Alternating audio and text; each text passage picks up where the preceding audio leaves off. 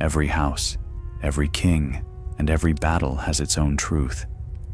But there are stories older than crowns, darker than the night, and more dangerous than any blade. They were never written in books. They were whispered to fire, to the trees, and to the dead gods. And today, we dare to uncover one of them. Mist rolled thick and silver across the moonlit canals of Braavos, that secretive city of 100 islands and 1,000 shadows. Bells chimed softly in the distance as gondolas glided past marble bridges, their oars whispering through black water. From the domes of the Sea Lord's palace to the crooked towers of the Ragman's harbor, the city slept beneath a sea-born hush. Yet in the maze of the Purple Harbor, one soul did not sleep. His name was Morrow Rivers, though few knew it. To most, he was the Eel, a thin-limbed thief who could slip through any window and vanish into any crowd. He had grown up among the beggar children beneath the moon pool, stealing crusts and coins from the unwary. But tonight, he hunted something far greater than a purse. He crouched on a rooftop of wet slate, his breath fogging in the cold air, eyes fixed on a narrow window across the alley. Behind it burned a faint, eerie glow, blue, like ice caught in flame. The old woman who lived there was said to keep strange relics from her time as a courtesan in the house of the Moonsingers. But Morrow had heard a different whisper, that she guarded a thing called the Blue Lantern, an artifact older than Braavos itself. He had heard of it from Kell the Crab, an old smuggler who had once sailed the smoking sea. "It's worth more than a shipload of gold," Kell had said, his teeth flashing in the candlelight. "The lantern glows with the souls of the drowned. Bring it to me, and you'll never steal again." Morrow's heart had raced at the thought. No more hiding in the gutters. No more sleeping in damp cellars. One job, and he could vanish into the world beyond the Titan's gate. Now he tied a rope to the chimney and swung down toward the window, his black cloak fluttering like a crow's wing. The glass was unlatched, just as Kell's map had promised. He slipped inside with a quietness learned from years of running from guards. The room was small, filled with incense and silver trinkets. At its center stood a round table draped in silk, and upon it rested the Blue Lantern. It was not like any lamp Morrow had ever seen. Its glass shimmered like frozen ocean water, and the flame within pulsed slowly, breathing like a living thing. He crept closer. The air grew cold, and the hairs on his arms prickled. He could hear faint whispers, soft as sighs, rising from the lantern itself. He hesitated, but greed silenced caution. He wrapped the lantern in cloth, tucked it into his satchel, and turned to leave. That was when he saw her. The old woman stood in the doorway, her eyes wide and silver in the glow. Her voice was little more than a breath. "You should not have touched it." Morrow froze. "I don't mean harm, mistress. I only—" "You have stolen death," she whispered, "and death will not rest easy." Before he could move, she raised a trembling hand, muttering words he did not know. The shadows in the room stirred. Then, a sudden gust of wind blew through the window, snuffing every candle. In that instant of darkness, Morrow bolted. He climbed the rope, the lantern heavy against his chest, and fled across the roofs. Behind him, he heard no pursuit, only the distant tolling of a Braavosi bell, deep and mournful. By dawn, the thief had reached the alleys of the Ragman's harbor, where gulls screamed and saltwater rats scuttled through the refuse. He ducked into an abandoned boathouse, pried open a rotted crate, and drew out the lantern. Its light was dim now, like a dying ember. He unwrapped it and stared. Inside the glass, he thought he saw shapes moving, faces, pale and distorted, swirling in the depths of blue. Then one face turned toward him, a man's face, eyes white, mouth open in a silent scream. Marrow stumbled back, nearly dropping the lamp. The face was gone as quickly as it appeared. "Trick of the light," he muttered, forcing a laugh, but his hands were trembling. He decided to bring it to Kell at once. The smuggler would know what to do, and more importantly, he would pay. Yet when Marrow reached the fish market docks, Kell's ship, the Maiden's Mourning, was gone. A dockhand, his face half hidden beneath a hood, told him quietly, "Kell's dead," found floating by the moon pool, eyes wide open, mouth full of seawater. The thief felt his stomach twist. When? Last night. That was impossible. He had spoken to Kell only 2 nights ago. The man had been alive, laughing over his cup of spice wine. Marrow turned away, clutching his satchel. A chill swept through him that had nothing to do with the sea breeze. Somewhere behind him, he thought he heard a whisper, a faint voice calling his name from the dark waters of the canal. He did not look back. By nightfall, he found himself near the Bridge of Eyes, where the lanterns of the courtesans swung like stars over the canal. There, he caught his reflection in the water and saw, to his horror, that his eyes were faintly glowing, blue, like the lantern itself. He fled once more, deeper into Braavos, into the twisting alleys where the light of the moon could not follow. And somewhere, far below the city's foundations, in the cold chambers of the House of Black and White, a priest with a pale, smooth face turned from his prayers. "The lantern has been taken," he murmured. Another voice answered from the shadows. "Then death will take it back." The temple bells began to toll again, slow, sonorous, and grim, as the fog thickened over the sleeping city. And Marrow Rivers, thief and fool, had no notion that by stealing a lamp, he had awakened an ancient power that had slumbered beneath Braavos for 1,000 years. The fog over Braavos thickened with the dawn tide, curling through the canals like smoke from some unseen fire. The city was waking, fishmongers crying their wares, barges creaking along the water, the faint toll of distant bells echoing across the lagoon. But for Marrow Rivers, the world had grown strangely silent. Every whisper of wind, every splash of an oar, seemed to carry a hidden murmur meant for him alone. He kept to the narrowest alleys, moving like a hunted rat. The blue lantern pulsed faintly inside his satchel, a cold heart beating against his ribs. He dared not look at it again. The memory of those pale faces turning within the glass haunted him enough. By mid-morning, he reached the Canal of the Green Hands, where the poorer traders of the city kept their workshops. There he found refuge in a tanner's shed, long abandoned and reeking of old hides. He pushed the door closed, barred it, and sat in the dim light leaking through a crack in the wall. His mind was a storm of confusion and dread. He had meant only to steal a thing of worth, not to summon curses or drown men with unseen hands. And yet, Kell was dead. The old woman's warning echoed in his ears, and his eyes, gods, his eyes had glowed blue as the lantern itself. He pressed his palms against them now, as if to smother the light. When he lowered his hands, they seemed normal again, though his reflection in the puddle on the floor still shimmered faintly, as though something beneath the surface were watching him. A knock came at the door. Marrow froze. The sound came again, gentle, almost polite. "Open, little eel," said a calm, smooth voice. "We would have words with you." He reached for the dagger in his boot but said nothing. The voice continued. "You took what is not yours. That which belongs to the many-faced God must be returned." His heart leapt. The faceless men.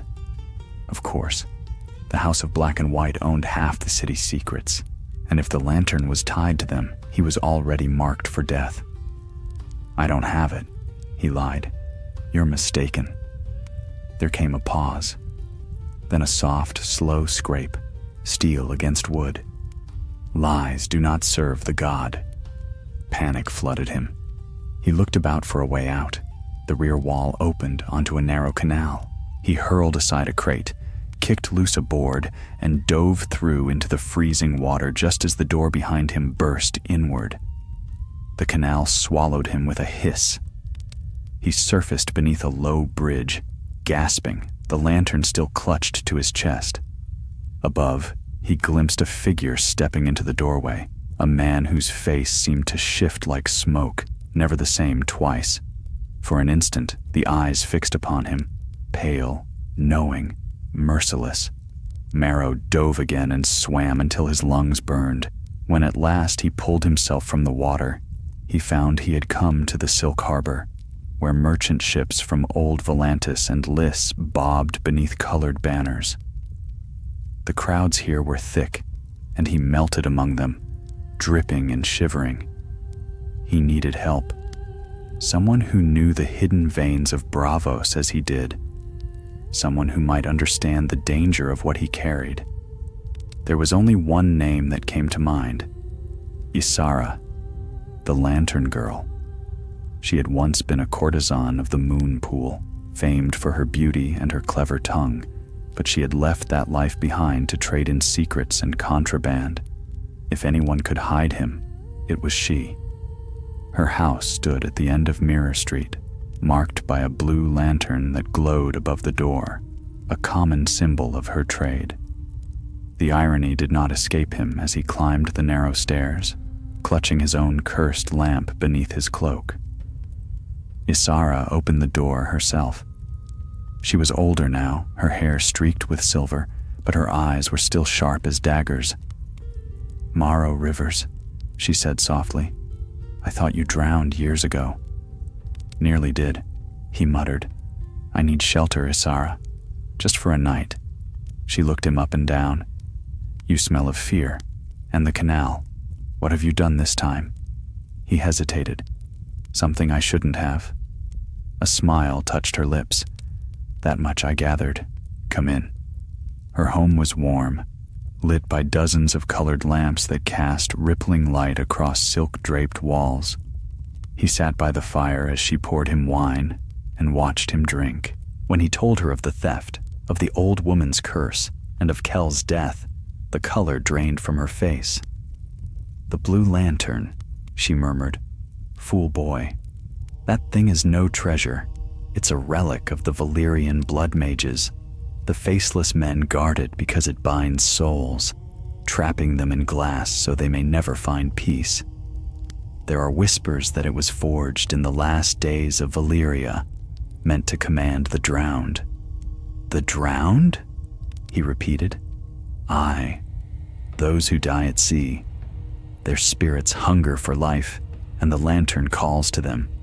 You must rid yourself of it, Marrow. Bury it deep, or throw it into the Titan's eye." He shook his head. "If I let it go, they'll kill me anyway. I need a way out. Passage on a ship, perhaps." Ysara sighed. "I can arrange that, but you'll owe me more than gold." Before he could answer, a sudden gust of wind blew through the window. Every lamp in the room flickered. The flames turned blue. The wine glass slipped from Isara's hand and shattered. From within the satchel at his feet, the blue lantern began to glow, brighter and brighter, until its light filled the room. "Morrow," Ysara whispered, backing away. "It's waking." The whispers came then, clear and terrible, the sound of voices not of this world, rising from the lamp like the breath of the sea. The glass pulsed, cracked, and for an instant, Morrow saw a face, Kel's face, twisted and pale, staring out at him with eyes like frost. Ysara screamed. Morrow seized the lantern and ran. Down the stairs, through the crowds of the Silk Harbor, he fled, the glow spilling from his satchel like moonfire. People turned to stare, murmuring prayers. Somewhere behind him, a bell began to ring, one of the Titan's watchtowers signaling alarm. He sprinted toward the nearest canal and leapt into a gondola, cutting its rope loose with his dagger. The boat drifted into the fog, the oar scraping softly as he pushed away from the harbor lights. The whispers followed him still, whispering in tongues he could not understand. And on the water's surface, reflections shimmered, not of the moon or the stars, but of pale faces watching from beneath the waves. As the mist swallowed him, Morrow knew only one thing with certainty. Whatever power slept within the blue lantern had awakened, and Braavos itself might soon drown in its light. The night wind keened through the labyrinthine canals of Braavos, scattering the fog into pale ribbons that coiled and drifted across the water. Morrow's gondola drifted with it, silent but for the steady rasp of the oar in his trembling hands.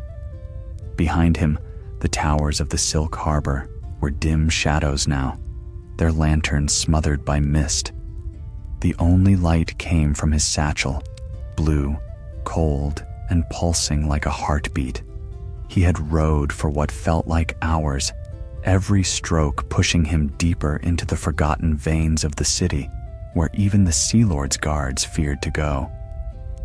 The waters here were narrow and still, lined by crumbling warehouses and houses that leaned so close they seemed to whisper to one another above the canal. Rats scuttled along the banks, and once or twice, Morrow thought he saw something ripple beneath the surface, something that followed the glow leaking from his satchel. When at last his arms gave out, he let the boat drift. The water lapped gently against the stones. He leaned his head back, breathing hard, eyes closed. But rest would not come. Whenever he shut his eyes, he saw Kel's face again, pale and drowned, staring through the glass of the blue lantern. The whispers began anew, faint but distinct, curling through the still air like smoke. Marrow. His eyes snapped open. The voice had been close, so close it might have come from within his skull. He snatched the lantern from his satchel. The glass throbbed with light, brighter than ever before.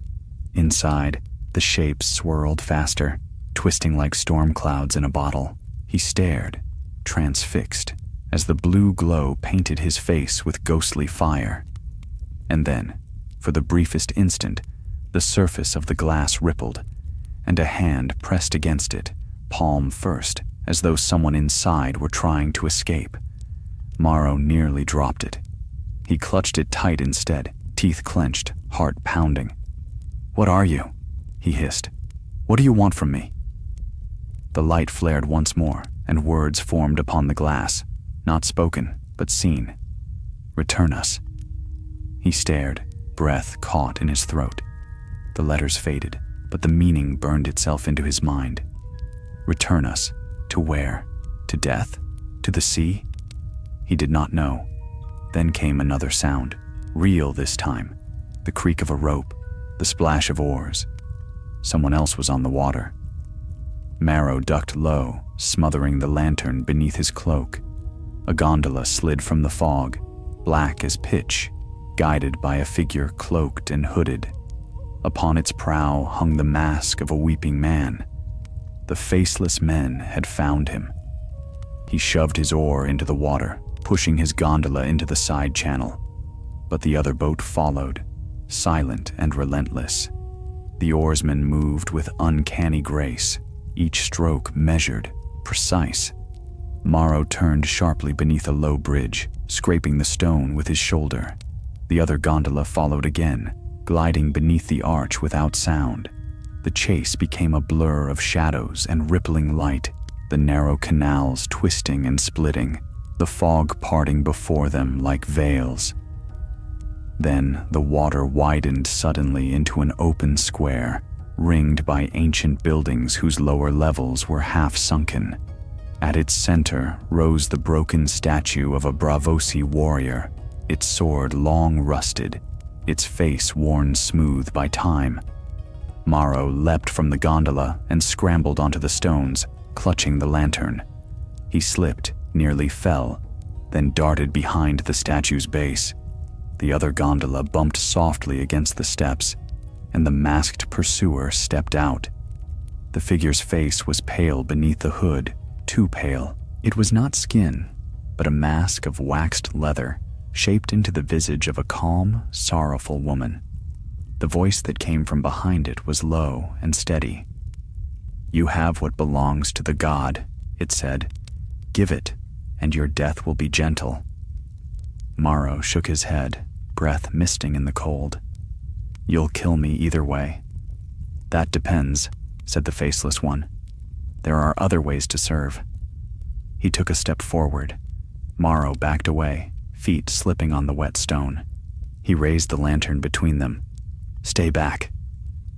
The blue light flared suddenly, brighter than moonlight. The faceless one halted. The glow danced across the mask, and for a moment, the wax seemed to melt, revealing the pale, ruined flesh beneath. The assassin hissed, covering its face as if burned. The lantern's whispers rose into a wail. The canal water churned, bubbling as though something vast stirred beneath. Then, from the depths, hands broke the surface, pale, dripping, dead. Morrow stumbled backward as drowned men began to climb from the water, their eyes shining with the same blue fire as the lantern. They reached for the faceless one first, dragging him down into the canal's depths despite his struggle. His mask floated for a moment, then vanished beneath the ripples. The water grew still again. Only Morrow remained, the lantern blazing in his hands, the sound of the dead still whispering in his ears. He fell to his knees, gasping, staring at the statue's shadow stretching across the square. The city was silent now. When he finally dared to look at the lantern again, the light within had dimmed, but not gone. The faces still moved inside, and among them he saw the newest addition, the faceless one's mask-like visage, eyes wide and lifeless. He wrapped the lantern tightly and rose. There was no hiding any longer. The faceless men would not stop, not while he carried their sacred relic. And yet, something deep inside him stirred, a strange certainty that this was no mere curse. The lantern was bound to him now, and perhaps to something greater. He remembered Isara's words, "Throw it into the Titan's eye." The Titan, the great stone colossus that guarded the harbor, its mouth open wide to the sea. Some said its fires were eternal, burning since the city's founding. If any place could swallow such a thing forever, it was there. But the Titan stood far away, across a dozen canals and guarded bridges, watched by the Sea Lord's men and spies of the Iron Bank alike. To reach it would mean crossing the whole of Braavos with half the city's shadows at his back. Still, what choice did he have? Morrow looked up.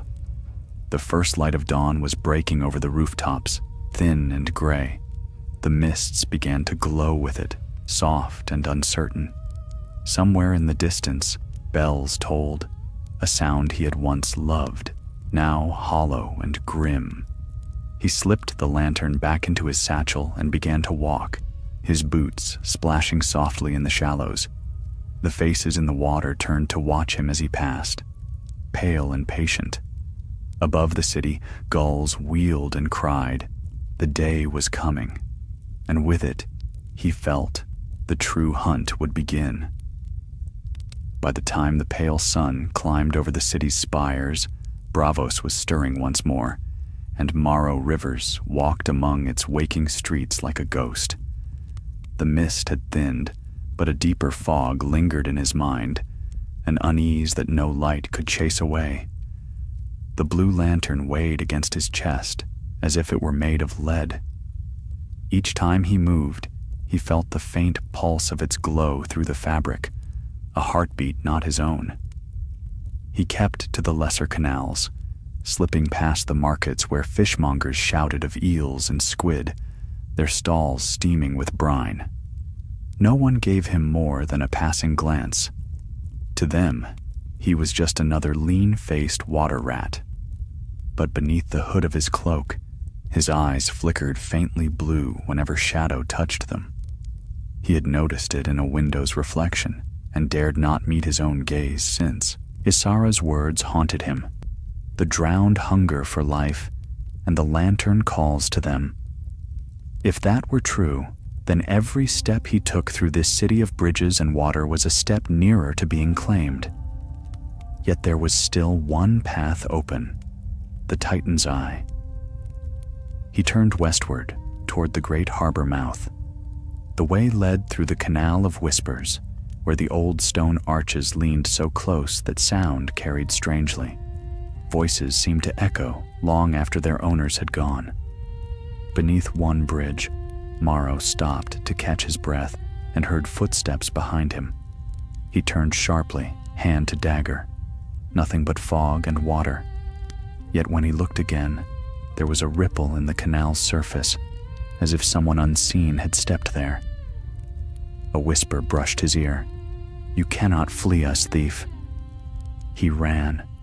The bridges seemed to twist around him, every turn leading deeper into the maze. The air grew colder, the stones slicker beneath his boots. He did not stop until the canal widened again into a square dominated by a fountain shaped like a mermaid.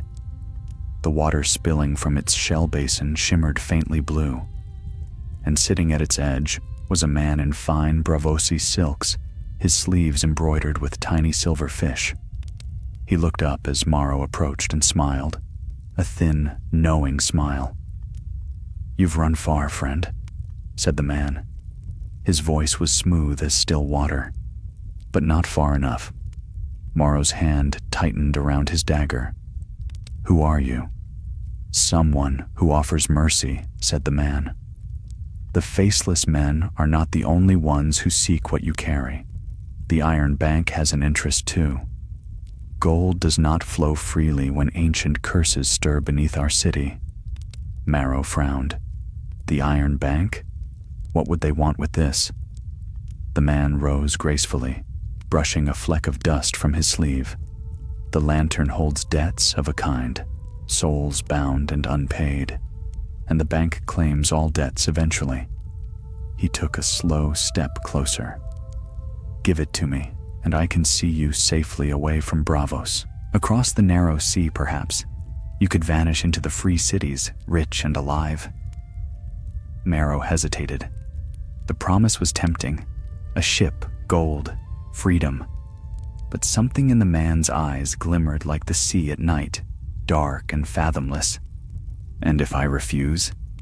The smile did not falter. "Then you'll belong to the sea, as all thieves do." Before Morrow could move, the man drew a thin blade from within his sleeve, its edge glinting blue. He lunged with sudden grace. Morrow twisted aside, the dagger's tip grazing his ribs. He fell hard against the fountain's edge, and the satchel struck the stone. The lantern flared within, spilling its light across the square. The man froze mid-strike, eyes wide. "Fool!" he hissed. "Do you know what you've unleashed?" The water in the fountain began to churn violently. From its depths rose ghostly shapes, figures half-formed, glimmering with the same light as the lantern. Their faces were hollow, mouths moving soundlessly. Morrow scrambled backward as one of them reached for him. The banker dropped his blade and stumbled away, shouting words in Valyrian. The specters turned toward him, their eyes twin blue flames. In moments, they were upon him. He screamed once, and the sound was swallowed by water, then silence. The fountain stilled. Morrow stared in horror. The man was gone, as though he had never been. The ghosts faded back into the water, leaving only ripples and the faint smell of salt. He clutched the lantern, heart pounding. The glass felt warm now, alive. He thought he saw a new face drifting within. The banker's face, eyes wide in terror. The realization struck him like a blow. The lantern was feeding, claiming the souls of those who sought it. Perhaps that was why the faceless men guarded it, why the Iron Bank coveted it. Power lay within it, terrible and hungry. He could not let it fall into anyone's hands, not theirs, and not his own. He ran again, keeping to the narrowest paths, until the air began to taste of salt, and the distant sound of waves reached his ears. The canals here opened toward the harbor. Through the mist, he glimpsed the immense silhouette of the Titan of Braavos, its eyes twin beacons of orange flame. The sight filled him with awe and dread. Beneath the Titan's shadow, ships passed daily to and from the narrow sea, but few dared near its base. Legend said the statue's fires could melt iron and stone alike, that within its hollow body burned the furnaces that once forged the city's blades. That was where he must go. To cast the lantern into those flames would end this curse forever. He made his way along the quays, slipping between stacks of cargo and watchmen's lanterns. The harbor air was heavy with salt and tar. Above, the Titan's great face loomed through the mist, its open mouth gaping toward the sea like a doorway into the abyss. A chain bridge spanned the final channel. He crossed swiftly, the wind tugging at his cloak, but halfway across, he heard the creak of armor behind him. "Hold, thief!" He turned. 3 of the Sea Lord's guards stood at the bridge's end, spears gleaming, their cloaks marked with the black ship of Braavos. One raised a torch, and its light fell upon Maro's face. "That's him," said the tallest, "the one the House of Black and White seeks." Maro's stomach turned to ice. "I've no quarrel with you. Let me pass." The guard shook his head. "Orders from the Iron Bank. You come with us." The lantern stirred in his satchel, its light leaking through the seams. The guards saw it, eyes widening. "What is that?" one whispered. Maro backed away. "A curse," he said softly. "And if you value your souls, you'll let me go." The tallest guard laughed once. "Superstitions. Drop the bag." When he stepped forward, Maro ripped open the satchel and hurled the lantern at the bridge's stones. It shattered, not into shards, but into light. Blue fire spilled across the wood and iron, rising in a wave of shimmering mist. The guards screamed as ghostly hands erupted around them, dragging them into the light. Their cries ended in gurgling silence. Then, as the glow faded, only ashes remained. Maro staggered, clutching his head. The lantern's pieces lay scattered, yet even broken, they pulsed faintly, the fragments humming with life. He gathered them quickly, wrapping them once more. There was no time to linger. Ahead, the Titan's mouth waited, its fires roaring like a distant sea. And behind him, through the fog, the temple bells began to toll again. Slow, relentless, and near. The faceless men were coming. Maro ran toward the flames. The Titan's shadow swallowed Maro whole as he ran along the sea wall.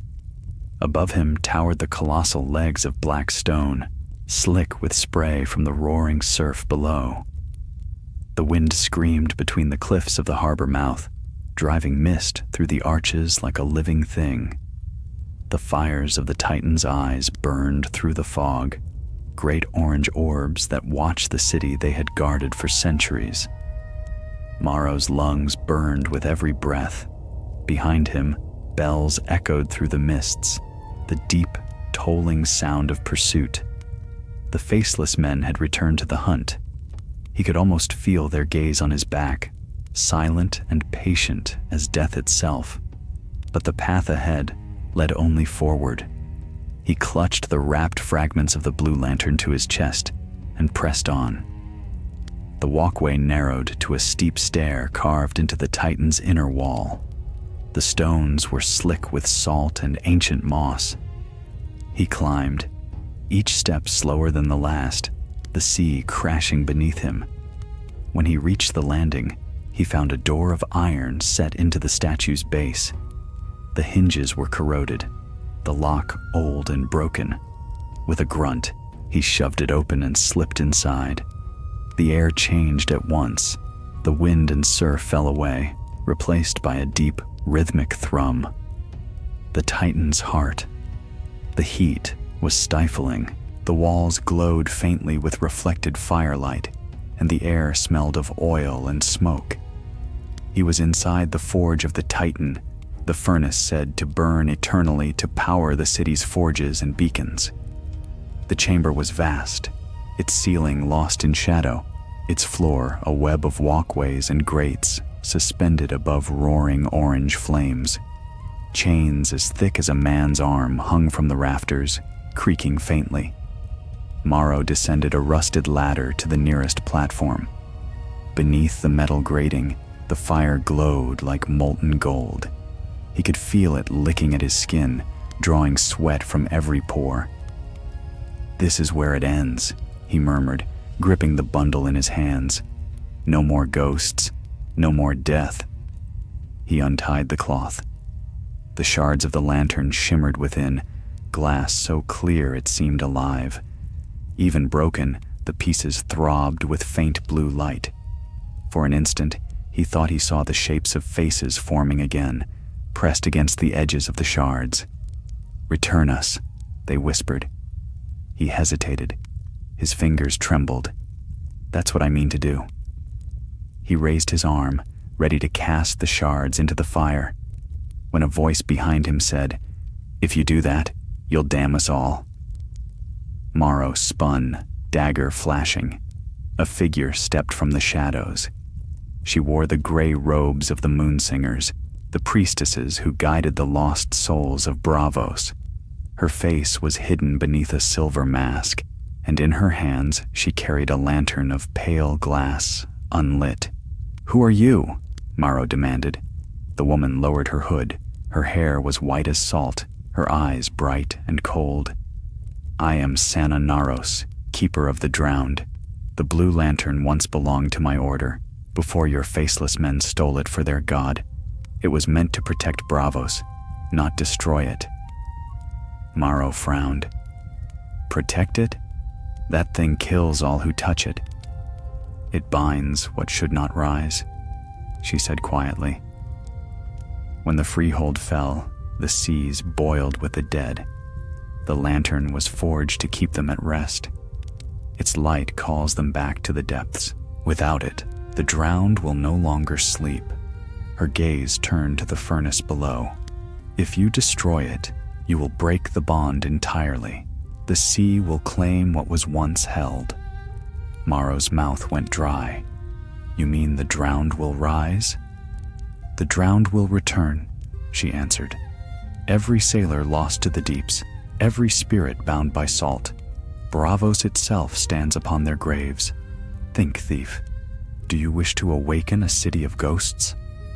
He stared down at the flames. The heat stung his eyes. "I didn't ask for any of this."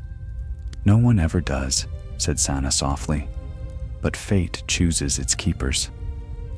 The sound of footsteps echoed from above, slow, measured, inhumanly steady. The faceless men were coming down the stair. Sana's eyes met his. "You cannot let them take it. They will use its power to cleanse the city in death. Give it to me, and I will return it to its rest beneath the sea." Morrow hesitated. He wanted to believe her, but trust was a thing long lost to him. "How do I know you're not another mask?" She smiled faintly. "Because I still have a face of my own." The footsteps grew louder. A soft, cold voice drifted down the stair.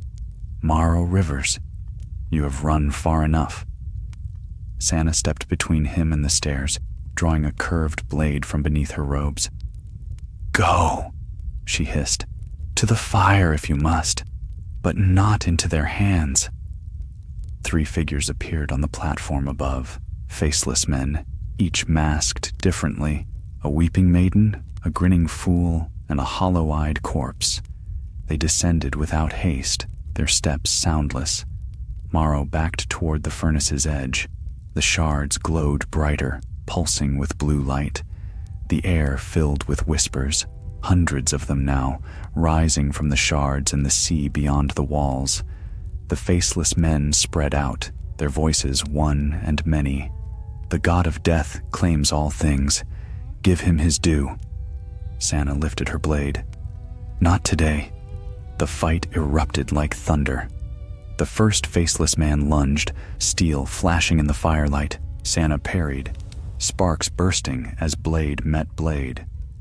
Marrow ducked aside as another assassin swept toward him.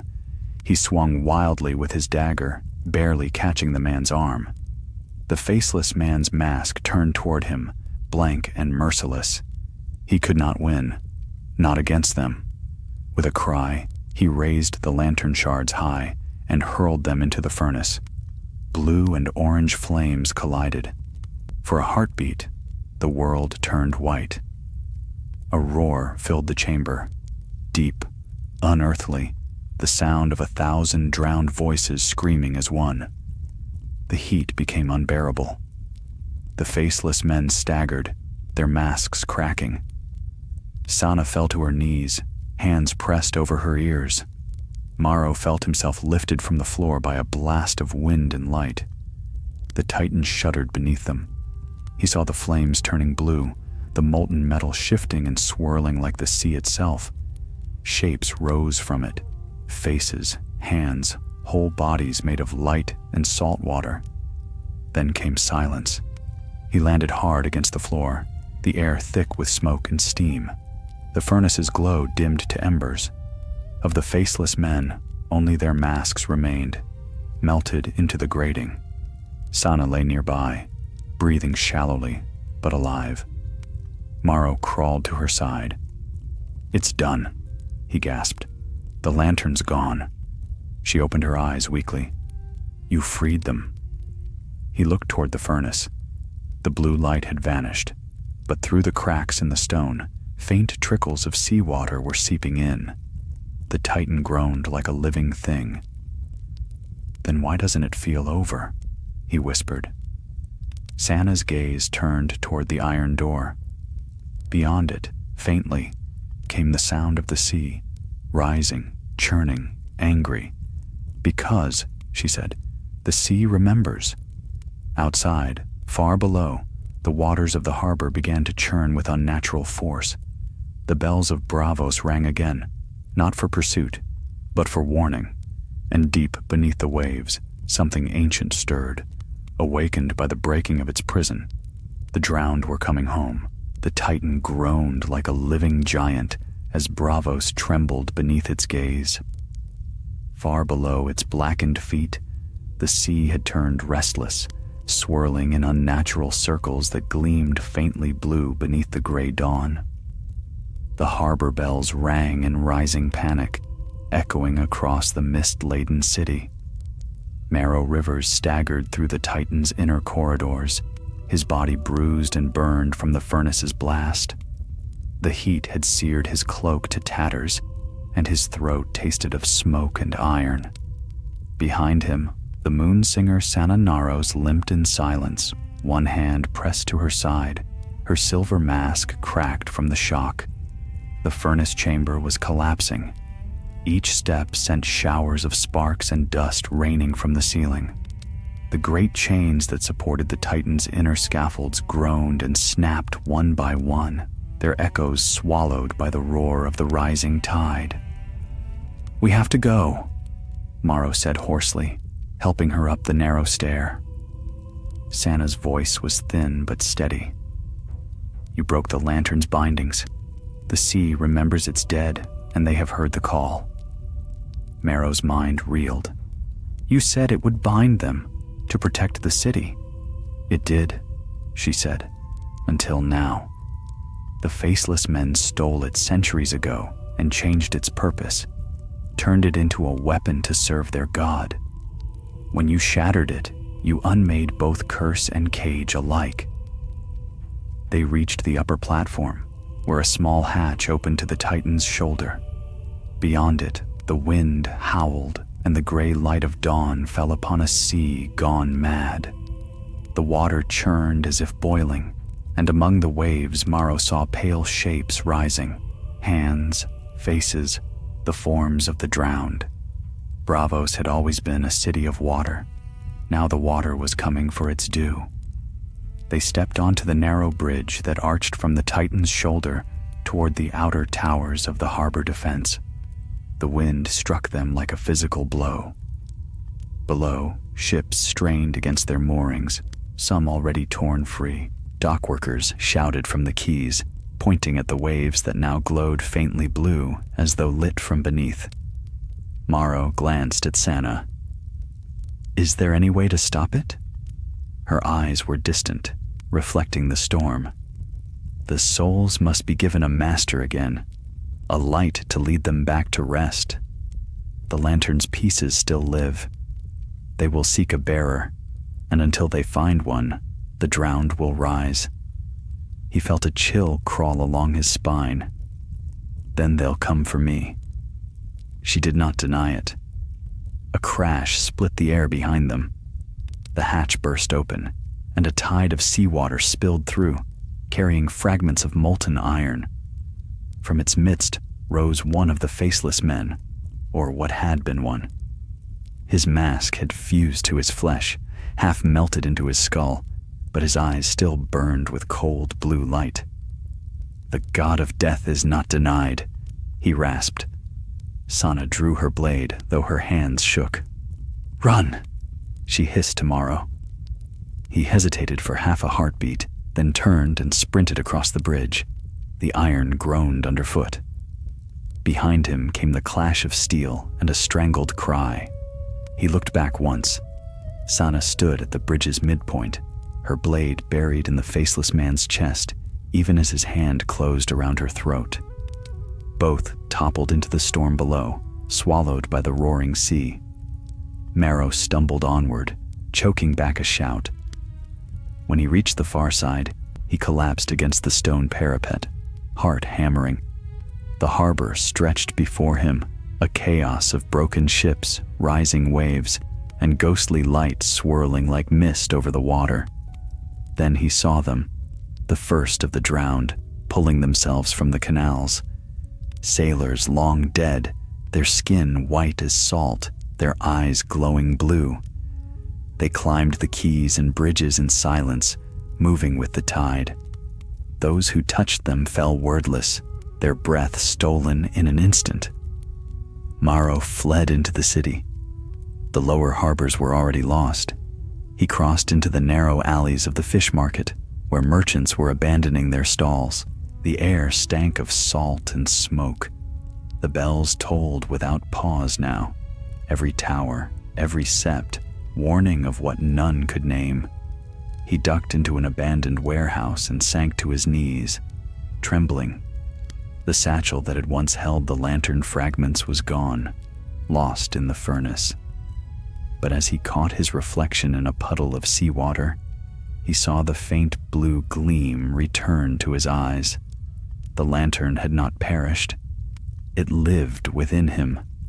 A sound drifted from the water outside, a whispering chorus, hundreds of voices speaking as one. He pressed his hands to his ears, but the voices came from within. "Return us, Maro Rivers, return us to the deep." He staggered to his feet, clutching his head. "I can't," he hissed. "I don't know how." But the whispering did not cease. The warehouse shuddered as water began to seep beneath the doors. Within moments, the floor was ankle-deep. Faces formed in the rippling surface. Men, women, children, all with the same hollow gaze. Maro backed toward the stairs. "Stay away," he warned. "You'll find no peace here." The water surged upward, slamming him against the wall. Cold filled his lungs. He thought he would drown, yet he did not. The water held him, but did not take him. And then he saw her. A woman's form rose from the flood, tall, graceful, her hair floating like ink in water. Her eyes were endless and pale. Around her, the drowned bowed their heads. "You carry my light," she said, her voice like the sea in a storm. "It was forged from my breath, stolen by men who feared my power." Maro stared in disbelief. "Who are you?" "The mother of the deep, whom your temples forgot," she said.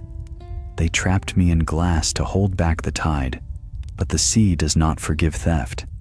You have freed me, mortal, and now the debt is paid." He fell to his knees as the water rose to his chest. "What will you do?" "What I have always done," she whispered. "Take back what was lost.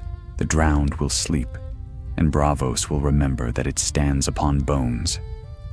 Her gaze softened. "But you are my lantern now, the light that binds and calls. You will walk between the living and the lost until my work is done." Maro shook his head in despair. "No, I'm no priest, no chosen one." She touched his face with a hand as cold as deep water. "You are what you have become. The sea does not choose, it claims." The water surged again, lifting him upward. The roof broke open above him, and he was hurled into the rain-swept air. The city below gleamed with ghostly blue fires as the drowned receded into the canals, fading like mist before dawn. When he struck the water, he did not sink. He stood upon it, the waves rippling beneath his feet. All around him, the harbor grew still. The faces of the dead stared up at him from below, peaceful now, their eyes dimming one by one. The bells slowed. The fog rolled back toward the sea. Maro looked to the horizon where the Titan's fire still burned faintly. He felt the lantern's power coursing through him, a part of him now, both burden and gift. The mother's voice lingered in his mind, soft as the tide. "Guard my rest, thief of Braavos. Let none steal my light again." And as the sun broke through the storm clouds, glimmering on the quieted sea, Maro Rivers realized that he was no longer running. The drowned had returned to their sleep, but he would forever walk the line between their world and the living, a lantern of flesh and soul, burning blue in the city of water and shadows. The dawn that followed was like no other Braavos had known. A silence hung over the city, not the peace of morning, but the hush that lingers after a storm has whispered its last warning. The bells had ceased their tolling, their bronze mouths gaping toward the pale sky, and the canals that had raged through the night now lay smooth as glass. Only a faint mist remained, curling above the water like smoke from a smothered fire. Maro Rivers stood upon the eastern quay, drenched and trembling, his eyes still burning faintly blue. The storm's fury had passed, but the power that had filled him remained. He could feel it moving beneath his skin, ebbing and flowing with every heartbeat, the sea's breath, the pulse of the drowned. He could hear them still, faint whispers beneath the quiet, murmuring from the depths of the canals and the harbor beyond. Not cries for vengeance now, but for rest.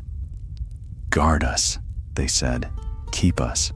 And he, who had been nothing but a thief, now bore their will like a crown of salt. The city stirred. From doorways and windows, the people of Braavos emerged, their faces pale with fear and wonder. They looked to the harbor, where the broken masts of ships jutted from the water like ribs, and they saw Maro standing alone amid the ruin. Some crossed themselves in the sign of the many-faced god. Others whispered of omens and curses.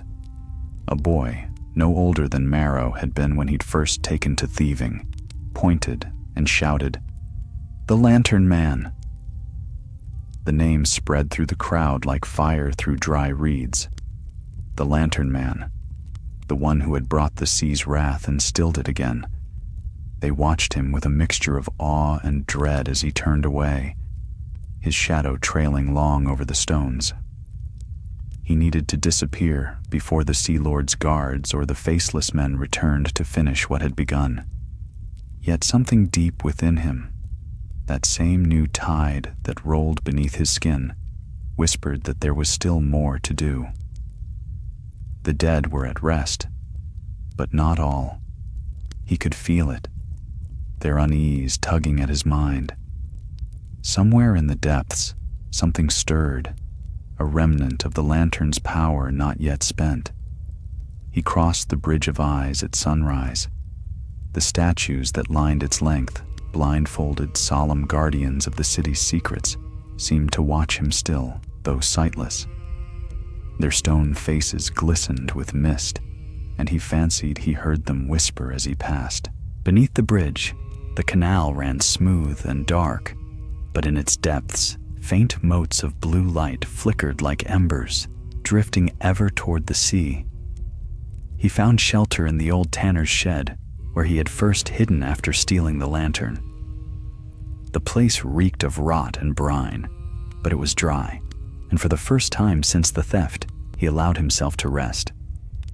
Sleep came swiftly, but with it came dreams. He dreamed of the deep, of endless black water, of ruins half buried in silt and coral, of faces watching him through the dark. And in the midst of it all stood the mother of the deep, her hair flowing like currents, her eyes the color of moonlit frost. "You walk my path now," she said, "but another seeks the light that burns in you." Marrow bowed his head. "The faceless men? No, they are spent. Others come, men of gold and shadow, who would chain the sea itself for power." He saw them then, in the darkness of his dream. Ships bearing the banners of the Iron Bank, black sails trimmed with silver. A fleet gathering at the edge of the world, drawn by rumor of the storm that had shaken Braavos. "The bank remembers debts," the mother murmured, "and your name is written in salt." Marrow awoke with a start, the taste of seawater on his tongue. The sky beyond the cracked roof was pale, the cries of gulls distant and thin. He rose, every joint aching, and stepped outside. The streets were quieter than he had ever known them. The merchants' stalls stood empty, their awnings torn and soaked. Here and there, bodies were being pulled from the canals, laid out with coins on their eyes. But there was no sign of pursuit. Still, he felt no peace. He crossed through the Ragman's harbor, where the poorest of the city's folk gathered their dead. A woman knelt by the water's edge, weeping over a bundle wrapped in sailcloth. When Marrow passed, she looked up, eyes red with grief, and stilled. "You," she whispered. "You're the one who brought them home." He froze. My husband drowned 3 years ago," she said, rising to her feet. "Last night I saw him. He stood in the doorway, smiling. Then he was gone." She reached for his hand, tears glinting like pearls on her cheeks. "Thank you." Marrow could find no words. He only nodded and walked on, the weight of her gratitude heavier than any curse. By midday, he reached the moon pool, where the temple of the moon singers rose like a silver crown above the water. Its steps were crowded with mourners and priests, their chants low and rhythmic. At the pool's center, the high priestess herself, robes silver, face veiled in blue gauze, stood waiting. When she saw Marrow, she lifted a hand. "Come forward, child of the storm." He hesitated, but something compelled him to obey. The crowd parted in silence as he approached. "You carry her light," the priestess said softly. "The sea's spirit moves within you." Marrow bowed his head. "I never meant to. I only wanted to survive." "Few choose their burdens," she said, "but the mother chose you to bear hers." She gestured toward the water. "She is quiet now, but her power lingers. The drowned will not rise again, not while you live. You are her keeper." Her words struck him like cold steel. "And if I die?" "Then Braavos will drown once more." He turned toward the canal. The water reflected his face. A weary man with eyes alight like twin lanterns. He hardly recognized himself. The priestess's voice softened. "Go, lantern man. Walk the city, guard the deep. But remember, every gift from the sea demands payment." He left the temple as the bells began to toll anew, not in alarm this time, but in remembrance. The city mourned its dead, unaware that it owed its life to a thief who could never again be truly among them. That night, Maro walked alone through the streets. The fog had returned, curling around the bridges and towers, soft and familiar now. The moon's reflection rippled in the water, and for a moment he saw other faces beside it, calm, at rest. He whispered to them, "Sleep easy. I'll keep the light." Somewhere far out in the harbor, a wave rose and fell as if in answer. The mist deepened, and Maro Rivers vanished into it, no longer thief or fugitive, but the guardian of a secret older than Braavos itself. And so the whispers of the drowned faded into legend, leaving behind only the tales told by sailors on quiet nights. The story of the man who walked the waters, whose eyes burned blue beneath the moon, and whose lantern shone not with flame, but with the memory of the sea. Seasons turned upon the sea, and the tale of the lantern man spread from the taverns of Braavos to the courts of Pentos and Lees. Sailors spoke of him in whispers, claiming they had seen a lone figure walking the harbor's edge when storms gathered. His eyes burning blue, his shadow long and thin upon the mist. Some swore that when a ship began to sink, a pale light would rise from beneath the waves, guiding the living to shore and the drowned to peace. Others said the light was an omen, heralding the death of those who defied the sea. Maro Rivers, thief turned keeper of the deep, had vanished from the eyes of men, yet his presence haunted the city like the ghost of a tide that never truly left. He lived where the canals met the sea, in the ruins beneath the Bridge of Hands, a place long abandoned to salt and shadows. There, among the dripping stones and whispering waters, he listened to the voices of the drowned. Their whispers no longer frightened him. They were soft now, weary, longing for the silence of rest. He gave it to them. When storms swept the narrow sea and ships foundered upon hidden shoals, he felt it. The pull of the deep called him to the surface. He would rise through the waves like a wraith, find the bodies tangled in ropes and wreckage, and touch them once upon the brow.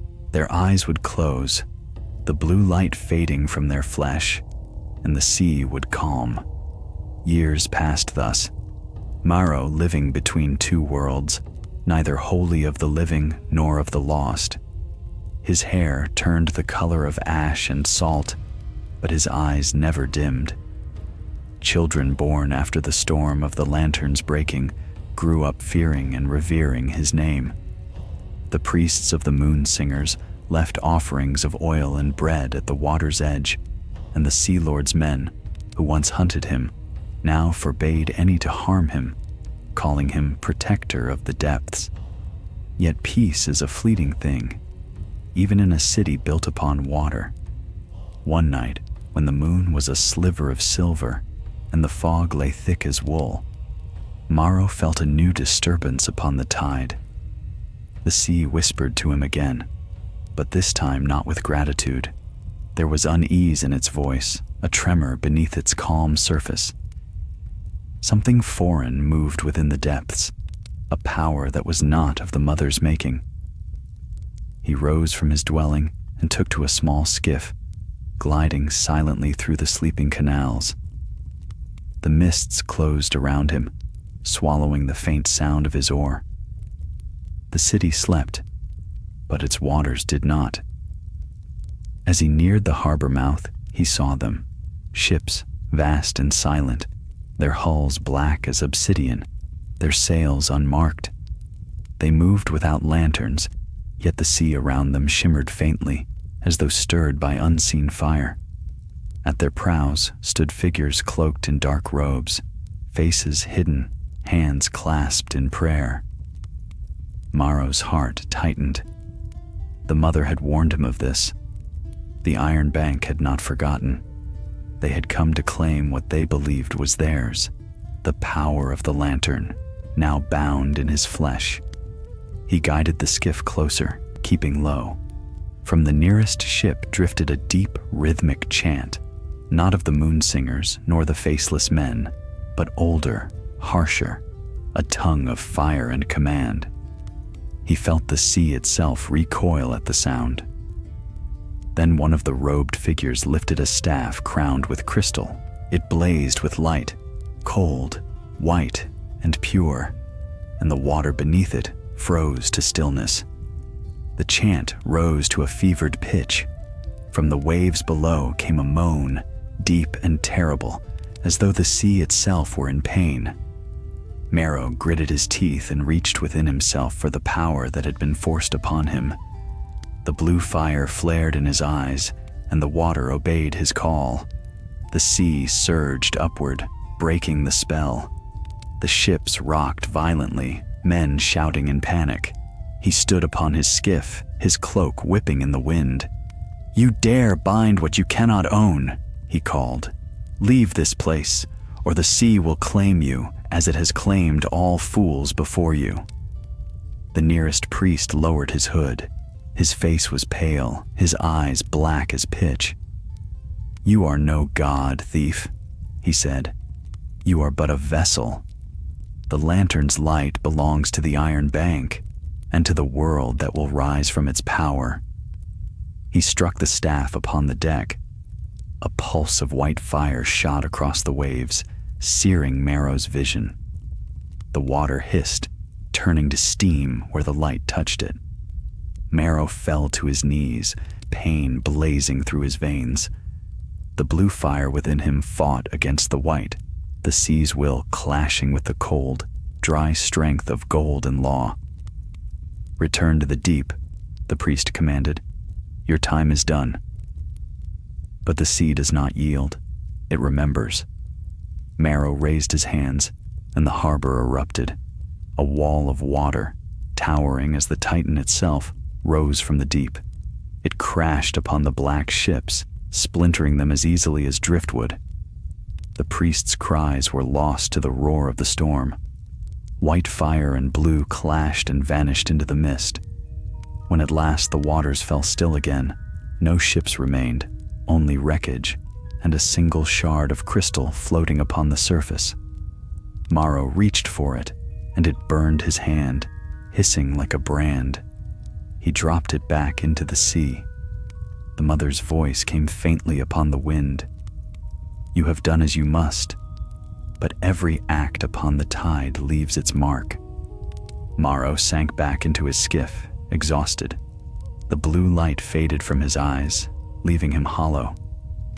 The storm he had summoned would take days to calm, and Braavos would feel its wrath once more. Yet he knew there was no other way. The sea's balance must be kept, no matter the cost. By dawn, the wreckage of the Iron Bank's fleet had drifted ashore. The city awoke to find its harbor littered with gold coins and splintered timbers. No bodies were found. The priests were gone, taken by the deep. And Maro Rivers was gone as well. Some said he was seen one last time, standing upon the Titan's shoulder, his cloak whipping in the wind, his eyes dim as dying stars.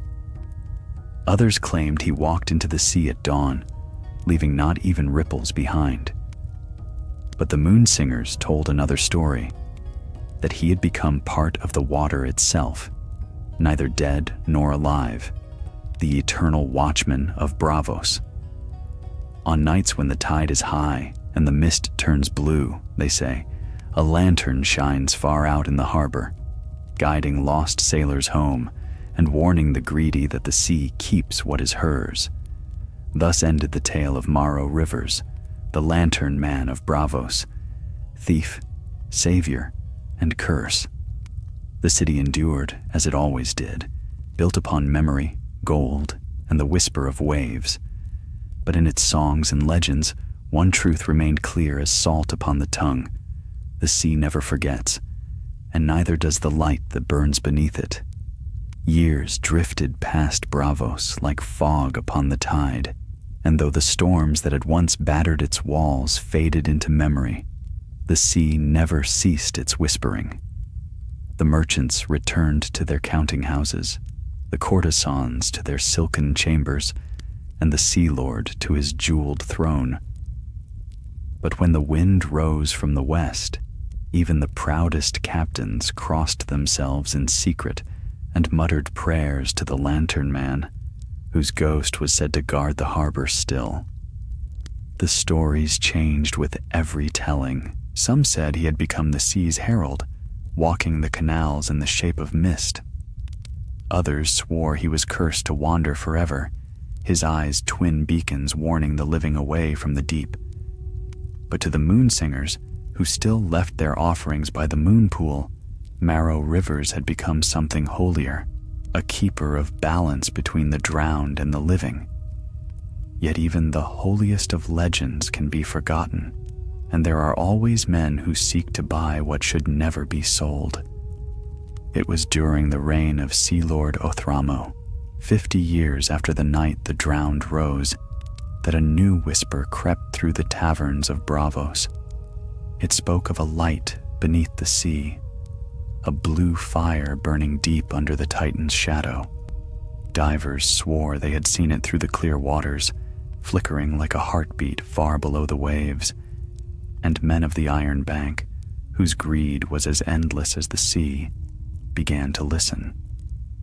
From the free city of Tirosh came a magister named Corin Val, a man with gold for blood and no fear of the gods. He arrived with ships heavy with divers and chains of Valyrian steel, declaring that he would claim the lantern's heart for the glory of Braavos, and for profit besides. The Sea Lord forbade it, but gold has a voice louder than law. Within weeks, Corin's fleet slipped beyond the Titan's Gate under the guise of trade. When the tides fell low and the fog rolled out to sea, the divers descended. They never came back. At first, only the waves returned them, lifeless men drifting to the surface, their eyes pale and glowing faintly blue. Then, on the seventh night, the sea itself rose in protest. The harbor churned with fury, and from its depths came a cry that shattered glass and heart alike. The people of Braavos fled to their homes trembling as the canals overflowed their banks. And in the midst of the storm, a single figure rose from the deep.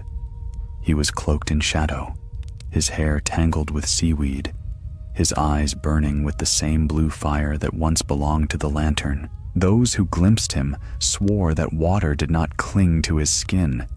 It flowed from him as though he were carved from the sea itself. He walked the harbor wall, his footsteps leaving puddles that shimmered and hissed like living things. When he spoke, his voice rolled like thunder through the fog. "Why have you disturbed the deep?"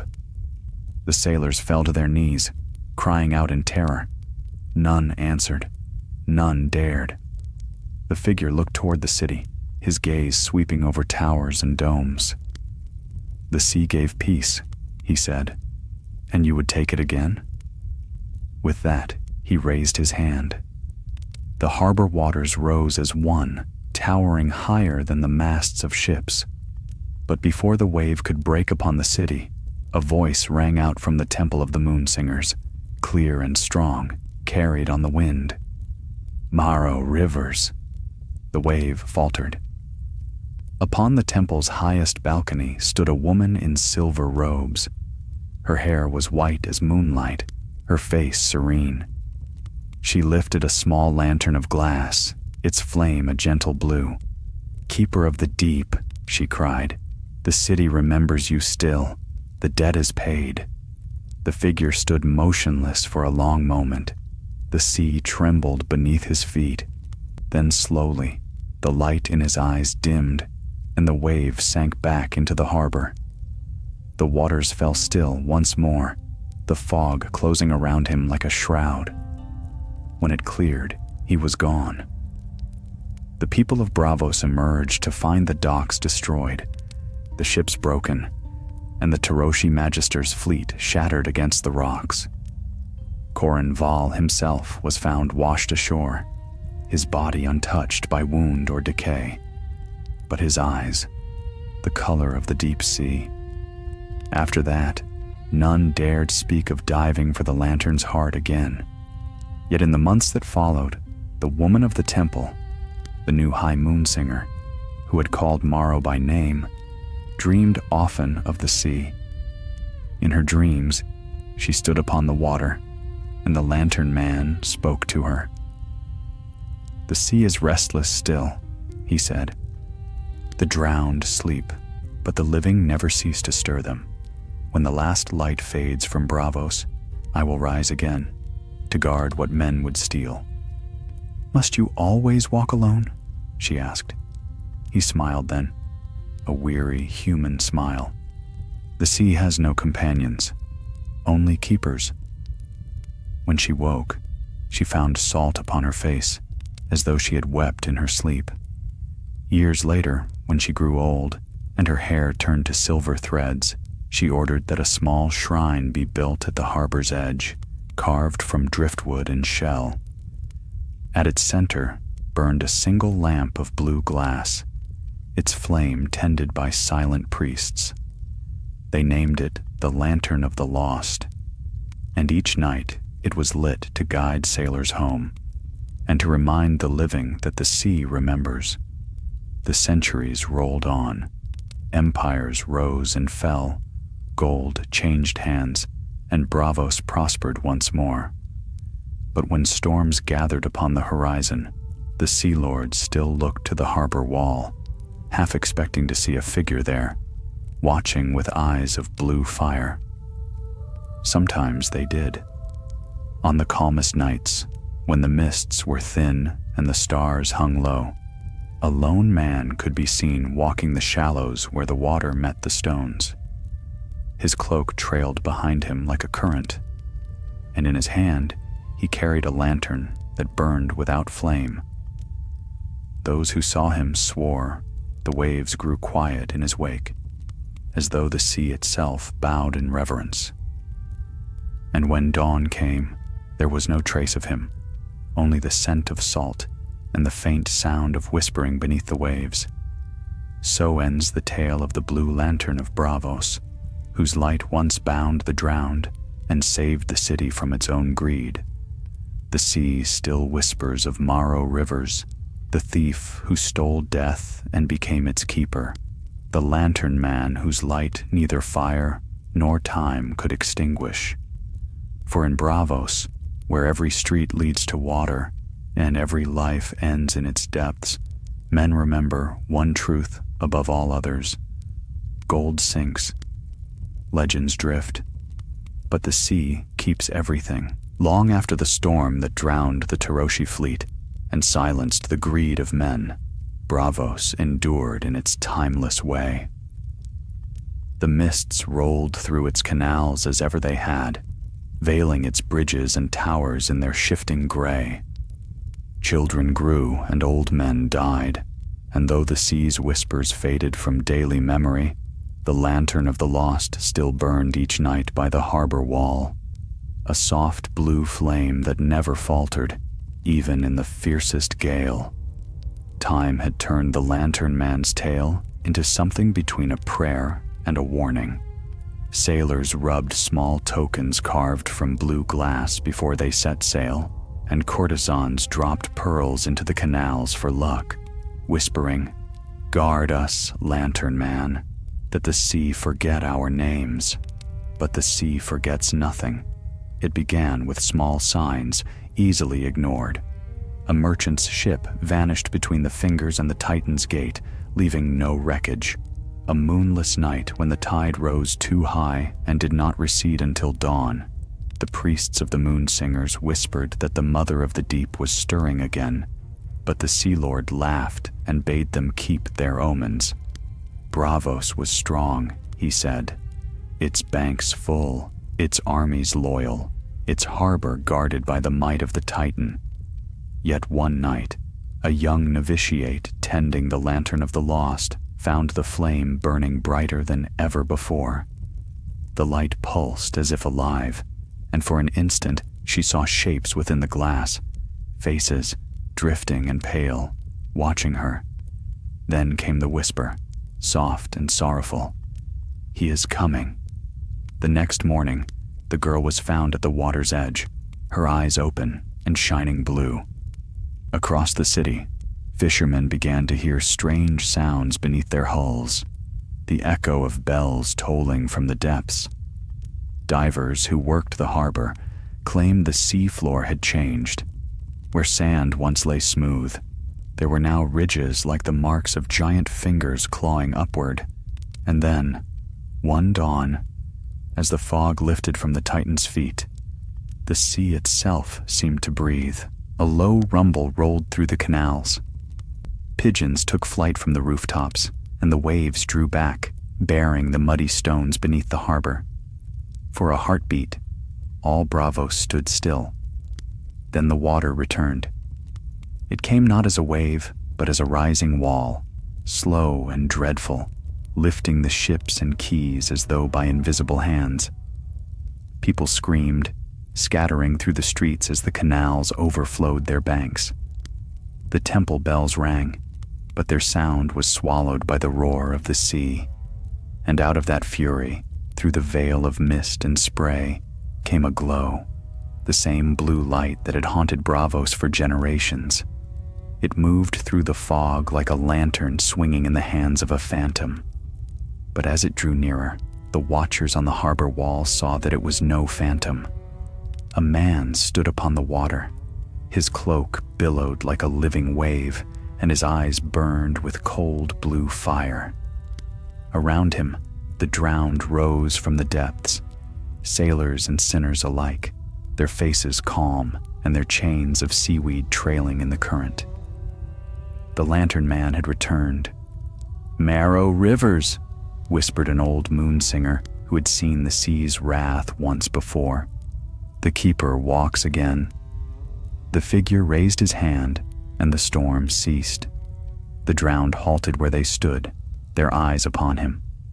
The waters stilled until the reflection of the city shone as clear as glass. Then he spoke, his voice low and heavy as the tide. "You have forgotten the promise. The sea guards those who honor her, but you have built your palaces on bones. You have fed gold to the waves, not remembrance." The Sea Lord himself came forth, flanked by guards whose spears shook in their hands. "Lantern man," he said, though his voice quavered, "if you are he, you once saved Braavos. Will you now destroy it?" Marrow's gaze turned upon him. "I destroy nothing. I only return what was promised. The drowned call for peace, and you drown them anew in greed." The Sea Lord stepped back, pale as marble. "What would you have of us?" Marrow looked to the lantern of the lost, its flame flickering in the wind. "Your light burns upon the bones of the forgotten. Tear it down, and let the sea reclaim her own." The Sea Lord hesitated. "If we do this, will you leave us be?" But the sea does not bargain, and neither did Marrow. "The sea keeps what is hers," he said, and turned toward the water. Then the drowned began to move. They rose from the canals and streets, silent and unyielding, their eyes burning blue. Wherever they walked, the water followed, climbing the steps and swallowing the stones. The people fled to the high bridges and towers, weeping as the lower city vanished beneath the waves. Yet the Temple of the Moon Singers stood untouched, its silver bells ringing clear. Upon its balcony, the high moon singer lifted her hands to the sky. "Keeper of the deep," she cried, "you were born of our sin, but Braavos repents. Hear us now." Her voice carried through the storm, echoing off the marble walls. Marrow turned once more toward the temple, and for the first time, the fire in his eyes softened. He raised his hand again. The drowned halted. The waters ceased to rise. The air fell still. From the temple came a new light, not the blue of the lantern, but silver white, the color of moonlight upon calm water. The high moon singer held aloft a small crystal vial. "Your light has burned long, Keeper. Let it rest." Merrow's expression changed, sorrow and relief mingling as he closed his eyes. The sea sighed, a sound like the wind through hollow shells. The drowned bowed their heads and sank back into the deep, leaving only ripples behind. The blue light faded from Morrow's eyes, and his form began to dissolve, turning to mist, to salt, to nothing at all. Only his voice lingered, carried on the tide. "Keep faith with the sea, and she will guard you. Forget her, and she will rise again." When the fog lifted, the harbor lay still. The waters receded, leaving the city damp but unbroken. The lantern of the lost had gone dark, its flame extinguished at last. Braavos rebuilt, as it always did.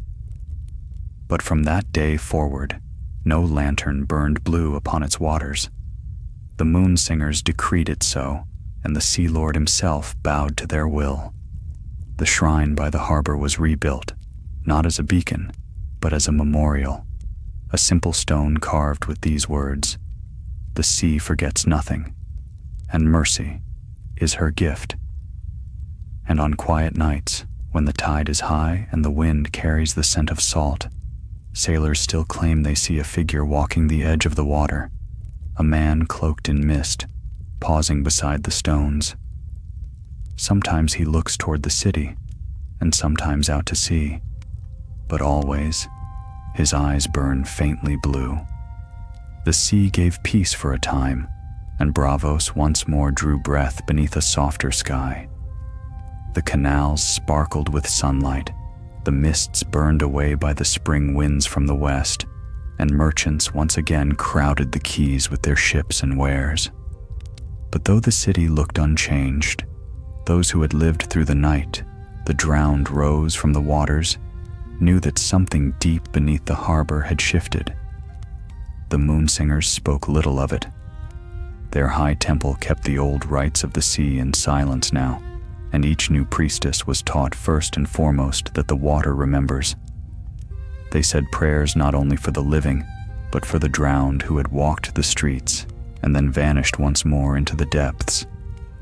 And at every full moon, when the tide crept up the harbor steps, they cast offerings into the sea: bread, pearls, and blue glass beads shaped like small lanterns. The Sea Lord, gray-bearded and cautious, issued decrees forbidding any man to dive or dredge within sight of the Titan's shadow. The Iron Bank, wiser than it had been in the days of Coran Val, moved its vaults farther inland. For a generation, peace held and the sea was calm. But peace, like the tide, never lingers forever. It began again with whispers, low and uncertain, as all dangerous things begin. A fisherman's net, hauled from the ragman's harbor, was found filled with bones polished smooth as driftwood. A child playing by the canal saw a hand beneath the water, reaching toward her, not to harm, but to beg. And in the taverns where sailors drank their courage, men began to dream of a blue light flickering beneath the waves, calling them by name. One such man was Sir Joran Lys, captain of the Moon's Mercy. A hard and seasoned mariner, he'd served the Iron Bank's ships and smuggled for the Sea Lord alike, and he feared neither god nor ghost. Yet the dream came to him 3 nights in a row, the same vision each time: a vast city of light beneath the sea, streets of coral, towers made of glass, and at its gate, a man with eyes of blue flame who whispered, "The sea forgets nothing." On the 4th night, Joran could bear no more. He gathered a crew and set sail beyond the Titan at dawn, ignoring the omens, ignoring the pleas of his wife, ignoring the warning of the moon singers who stood upon the quays and sang their soft, sorrowful songs. For 3 days, the sea was calm, the wind steady. But on the 4th, a mist rose, thick and blue as smoke. The moon's mercy drifted into it, and when she emerged again, her deck was empty, her sails torn. She ran aground upon the rocks below the Titan's feet, and none aboard her were ever found. That night, the harbor bells rang again. In the moon pool, the waters stirred of their own accord, and the high moon singer, who had served 40 years, fell to her knees. She heard a voice within the depths, faint but clear, saying, "Keeper of the deep, awaken." And so it was that the legend of the Lantern Man was reborn, not as he had been, a man of flesh and sorrow, but as a presence that walked unseen. Fishermen felt his hand upon the tiller, guiding them through fog.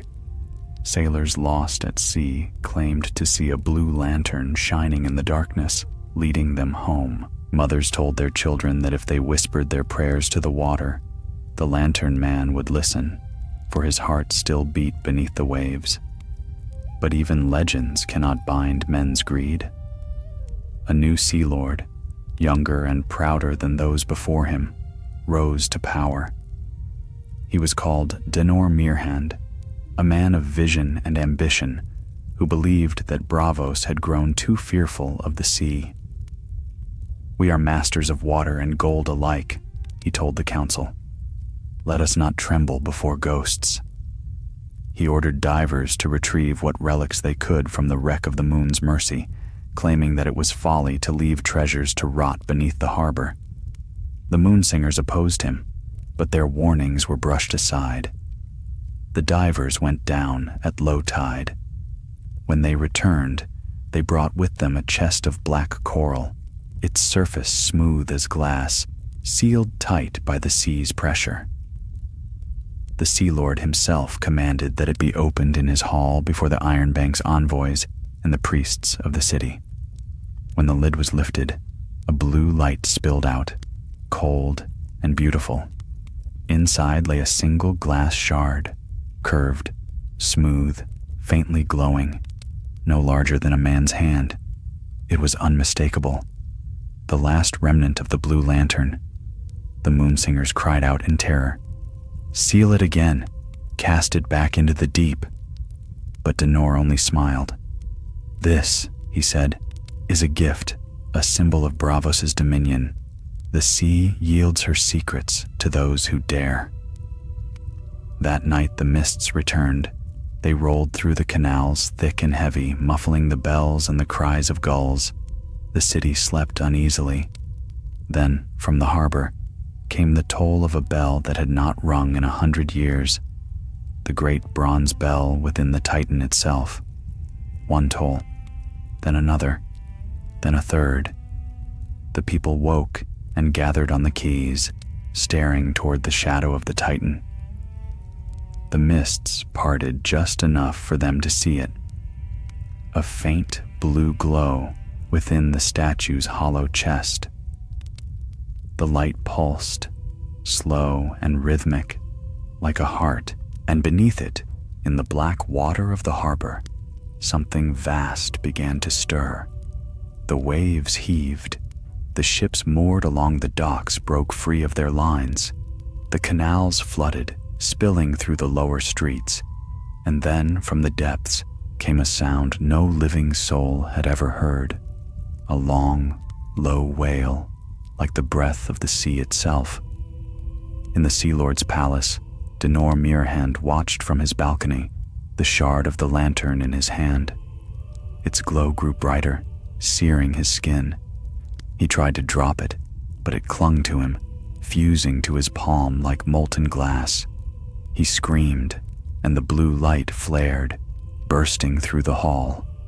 All across the city, those who had once touched the sea felt it too, a trembling in their blood, a calling in their bones.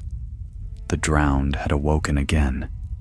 In the moon pool, the high moon singer stood with her arms raised to the rising tide. "Keeper of the deep," she cried, "if ever your light still burns, turn it upon the proud and save the humble."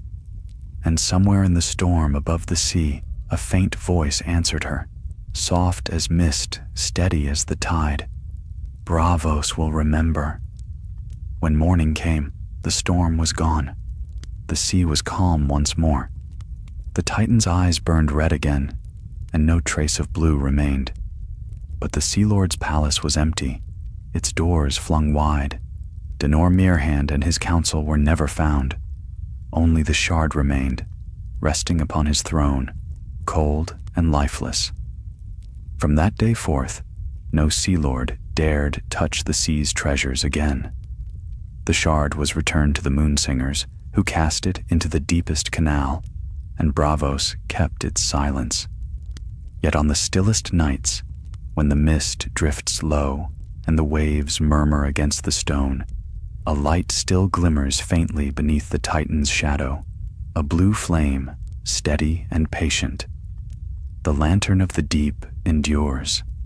Winter came at last to Braavos, though in that city of mists and tides, winter was not the kind that buried the world in snow. The canals froze at their edges, the fog thickened, and the air tasted of salt and iron. Ships from the narrow sea arrived crusted with frost, their sails stiff as board, and the people huddled indoors, whispering of the sea's moods and the cold that bit deeper than any before. For a time, the city slept uneasily. The Moonsingers lit their silver lamps each night, chanting to the drowned and the living alike, but even they could not deny what all of Braavos felt. The sea had grown restless again. Its waves struck the quays with new fury, and the tides rose higher than any in memory. Some said it was the mother of the deep stirring once more. Others swore it was the Lantern Man, restless beneath the waves. The High Moonsinger, old now and near blind, sat long hours by the moon pool, listening to the faint ripples that echoed against the marble walls. The pool had always been still, a mirror of the stars, but that winter it quivered as though breathing. More than once, she thought she heard a voice from beneath the water, a whisper, soft and cold. "Keeper of the deep," it called. "The sea remembers." And indeed it seemed that Braavos itself was beginning to remember. The tides brought strange things ashore. Black coral twisted into the shapes of hands, coins of Valyrian steel stamped with no Sea Lord's face, and fragments of blue glass that glimmered faintly in the dark. The fishermen who found them would not keep them long. Every man who took one died before the next moon, his lungs filled with seawater, though his body lay upon dry ground. Fear returned to the city, quiet but heavy, like fog clinging to the heart. One night, while the High Moonsinger prayed by the pool, a young priestess entered, her eyes wide with terror. "Mother," she cried, "the harbor burns blue." The old woman rose with effort and went to the temple's balcony. The sight that met her eyes froze her heart. The waters of the harbor glowed from beneath, a vast and shifting light that pulsed as though alive. The Titan's shadow loomed over it, and within that glow, she thought she saw faces, pale, countless faces drifting upward. "The drowned awaken," she whispered. A sound carried through the air, a bell, deep and hollow, tolling from the sea itself. The same bell that had rung on the night Marrow rivers vanished into the mist so long ago. The city stirred to chaos. People flooded the bridges and rooftops, staring toward the harbor as the blue light swelled brighter. The water churned, waves lapping at the lower streets, and in that strange glow they saw movement, something vast stirring beneath the surface.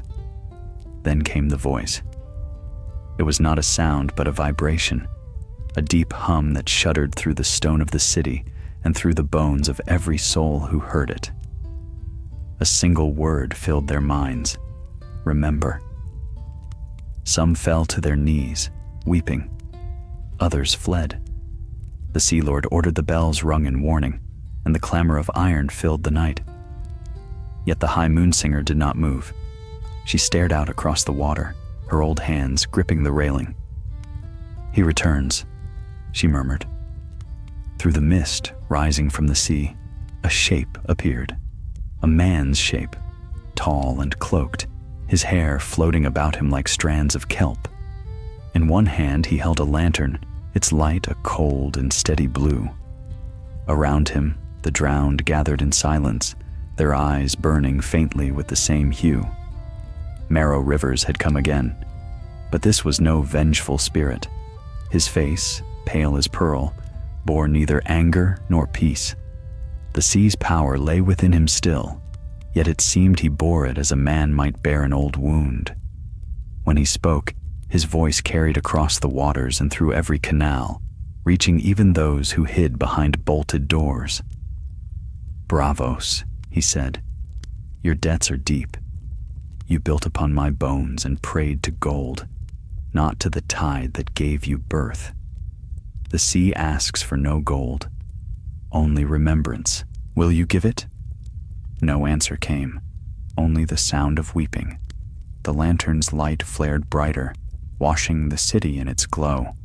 Where it touched, the water rose, forming shapes that shimmered and broke apart like glass. The drowned stepped forward, not in anger, but in silence, their heads bowed as though in mourning. At the temple, the High Moon Singer lifted her voice in a hymn so old that none living knew its full meaning. It was a song of offering, of surrender, of memory. Slowly the people joined her, one voice at a time, until all Braavos was singing.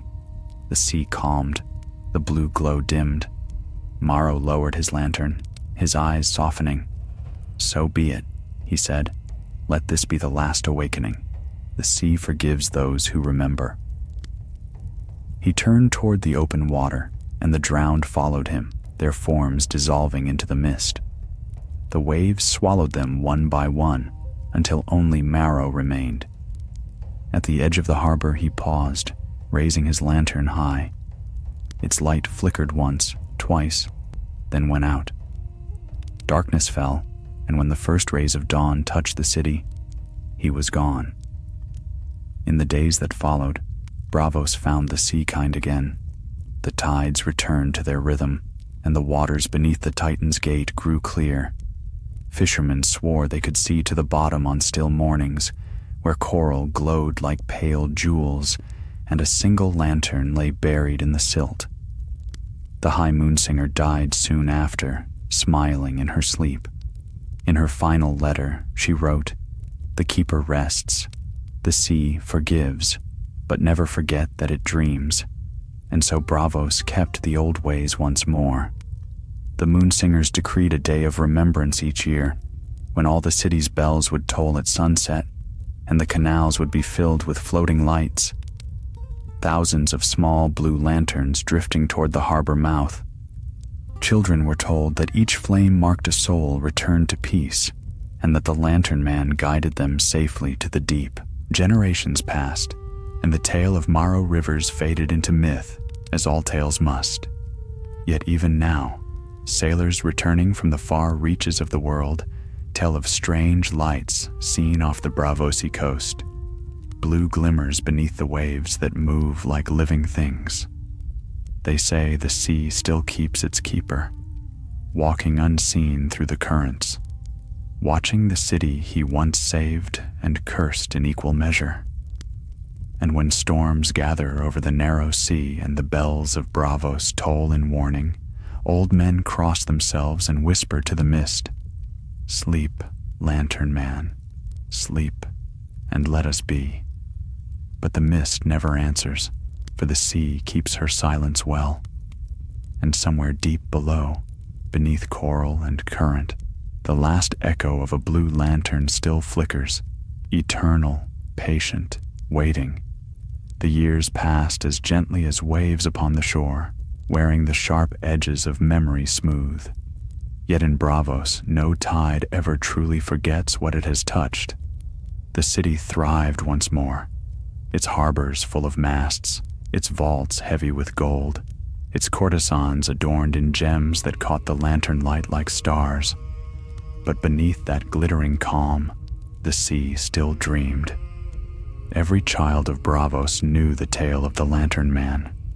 Sailors carved his likeness at the prow of their ships, and priests of the Moon Singers told his story by the light of blue candles, warning that greed is the sea's surest bait.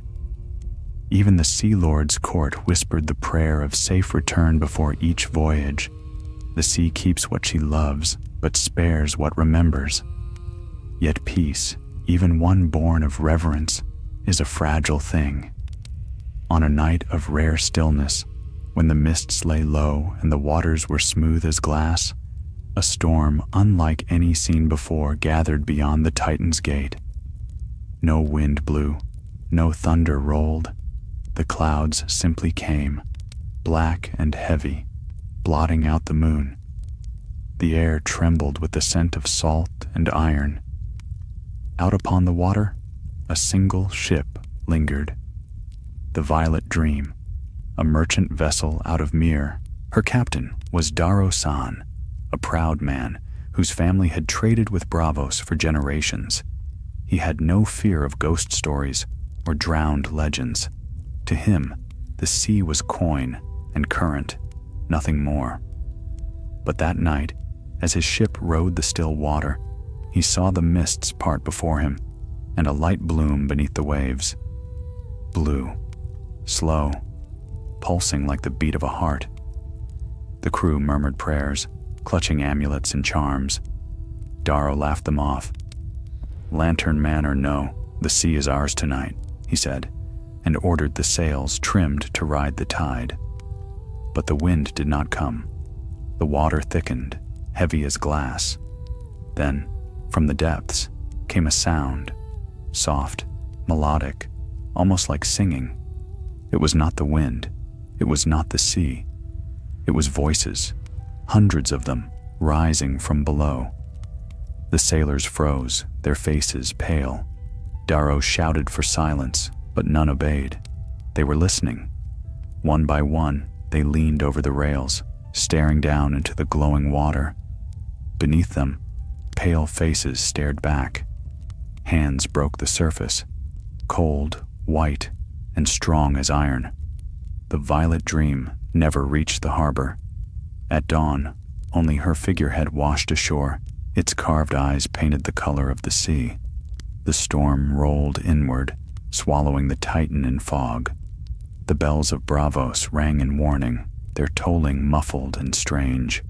The water surged into the lower canals, flooding the bridges, and from every inlet came the same whispering chant, echoing against the stone. The sea remembers. The Moon Singers gathered at the moon pool. Their voices rose in prayer, but the air was heavy, resisting their hymns. The High Moon Singer, an iron-haired woman named Saria Valare, stood at the water's edge, her silver robes trailing in the tide.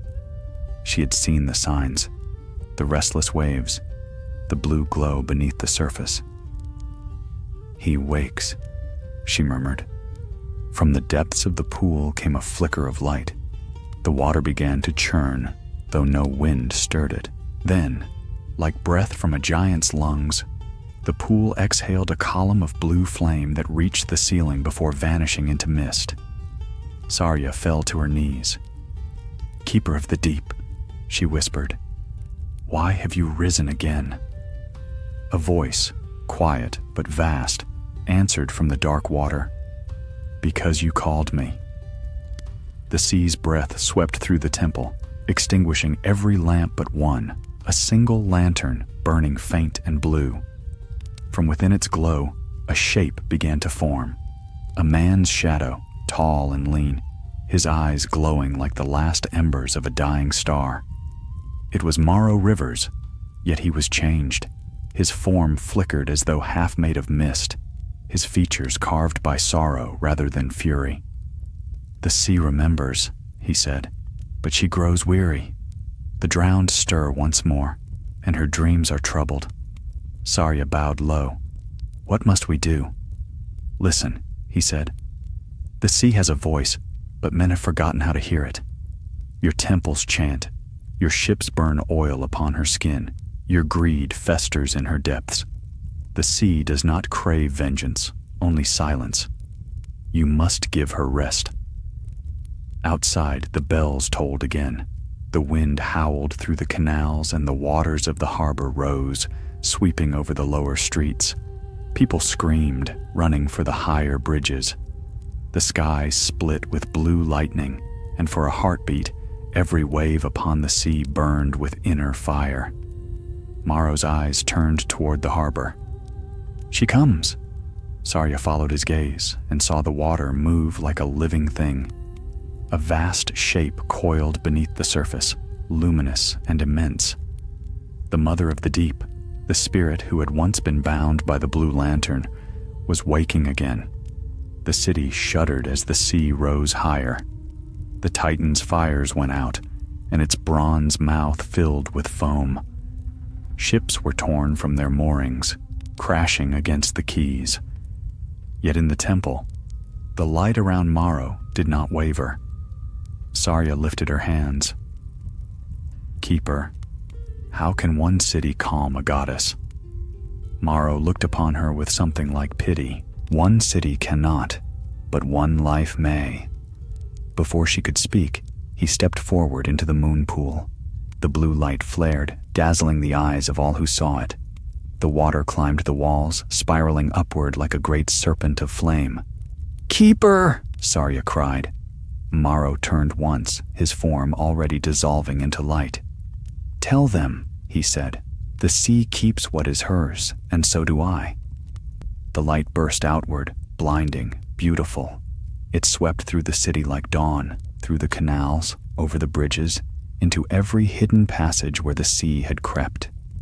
When the brilliance faded, the flood was gone. The waters receded quietly, leaving Braavos glistening with salt. In the temple, the moon pool was calm again, still as glass. The lantern's flame had gone out, and Maro Rivers was gone with it. That night, the sky above Braavos cleared. The stars shone bright, reflected in the water below, so that it seemed the city floated between two heavens, one above, one beneath. The people emerged from their homes to find the air sweet and still, the bells silent, the sea at peace. At the harbor's edge, Sarya Volare stood alone. The tide brushed her feet, gentle as breath. When she looked down, she thought she saw a faint blue shimmer in the depths, pulsing like a heartbeat before fading away. "The keeper rests," she whispered. From that day, the moon singers decreed the night of still waters, a festival of silence held once each year. On that night, no ship sailed, no bell was rung, and every man, woman, and child cast a single blue lantern into the canal. The lights drifted out toward the harbor, thousands of tiny stars returning to the sea. And though the centuries would pass and empires rise and fall, Braavos never again forgot its debt. For sometimes, when the mists roll thick and the waves murmur against the stones, sailors swear they see a figure walking where the water meets the land, his eyes faintly alight, his lantern glowing soft as moonlight. The sea remembers, the keeper watches, and beneath the endless fog, Braavos endures.